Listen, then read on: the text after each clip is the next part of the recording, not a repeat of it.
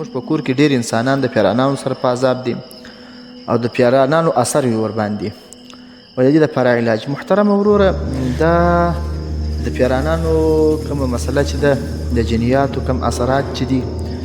دا په معاشره کې اوس خورا ډېر دي او خورا خلک ځینې په عذاب دي او په عام اوقاتو کې د دې مختلف علاجونه ښول سوي دي، خو زه په دې باندې ډېر جرأت ځکه نه کوم چې د دې تعویض لیکل او د دې ساشت لیکل او پر پیرانانو والا کس باندې دم کول دا د هر چا کار نه وي. وبیا موږ ښویو تاسو ته چې تاسو دغه کار وکړئ، خو ممکن چې تاسو کله پر هغو باندې دا دم اچوئ یا دا تعویض لیکئ تاسو ته به خپله تکلیف ورسوي یا به ستاسو اولادو ته تکلیف ورسوي. نو تر کومه وخته پورې چې د کامل مربي مرشد اجازه نه وي، خو اجازه نشته او که چیرې د هغه اجازه وشوه د هغه د اجازې نه بعد به لنډ علاج در وښیم. یو پکې دا آیات شریف دی، اعوذ بالله من الشیطان الرجیم وإلهکم اله واحد لا اله الا هو الرحمن الرحیم الف لام میم الله لا اله الا هو الحی القیوم. دغه دوه آیاتونه مبارکان چې سړی ورته ولیکي په وی چې الله رب الجلال به د پیرانانو اثر ختم کړي. د دې نه سوا بل علاج هم شته، هغه دا دی چې دغه آیات دې ورته ولیکل سي یا دې ورته تعویض سي چې بسم الله الرحمن الرحیم انهم یکیدون کیدا واکید کیدا فمهل الکافرین امهلهم رویدا. دا آیاتونه چې ولیکل سي یا ورته څاښ سي الله رب الجلال به علاج ورکړي. نور په دې کې مختلف معالجات شته د پیرانانو دپاره، خو لنډه ده زموږ چې پکې تجربه ډیره ده هغه کس ته ولو که ملایي ولو که علمي تر څو چې د کامل مربي شخص اجازه نه وي نو زموږ ورته اجازه نشته چې لیکل وکړي، ځکه بیا د ده دپاره تاواني تمامیږي. دا اجازه یوازې په داسې نه په پیرانانو شانو کې، په ډېرو شانو کې د داسې یو عامل کس چې هغه د اورادو عامل وي، خپل اوراد ډېر وایي،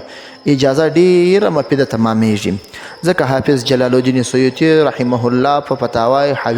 حوی للفتاوا کې دا مسله ذکر کړې ده چې د داسې ورد اوراد ویل اجازه هم د شارع د طرفه دا خبره ثابت او کنه ده. د ویلي چې شارع د طرفه خو ثابت نه ده، که چیرې سړی پکې د یو شیخ او مربي اجازه ولري نو هغه خبره او هغه دم هغه ورد باپیزه او مؤثر ګرځي. زما عزیزانو زموږ د هرې ورځې تجربه دا ده، کم چا چې خپل پر سر باندې دم کړی وي، کم چا چې خپل پر سر باندې تعویض کړی وي، کم چا چې په خپل سر باندې څاښت جوړ کړی وي، هغه د ده د اولاد یا د ده د بدن یا د ده د کورنۍ تر وجود وځي، هغه د ده ته تاوان کړی وي. نو ښه خبره دا ده چې تر ډېره وخته پورې د دم و تعویض څخه سړی ځان وساتي. بالاخره که نه ساته کېدی بیخي یو سخت مجبوریت و بیا هم د یو مربي د یو مرشد د یو عامل کس اجازه پکې ضروري ده، خامخا ده که اجازه وانخیستل شي دا تاوان ده. کې زموږ تجربه دا وي چا چې خپل پر سر تعویض کړی وي، زموږ علاقې کې تقریبا 4 کسه موږ ته دا تجربه ده.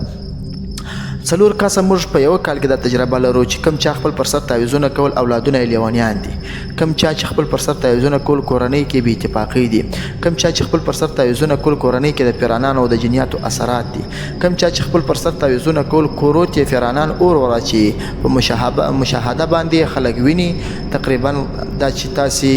د نږدو معلومات وکړئ تاسو ته به معلومات وي، یا کوم کس چې تجربه نه ورته کېږي نو پر یو داسې کس د دم واچوي چې هغه کې اثرات د جنیاتو وي چې بیا د ته لږ معلومات وسي. نور والله اعلم زموږ دا تجربه ده.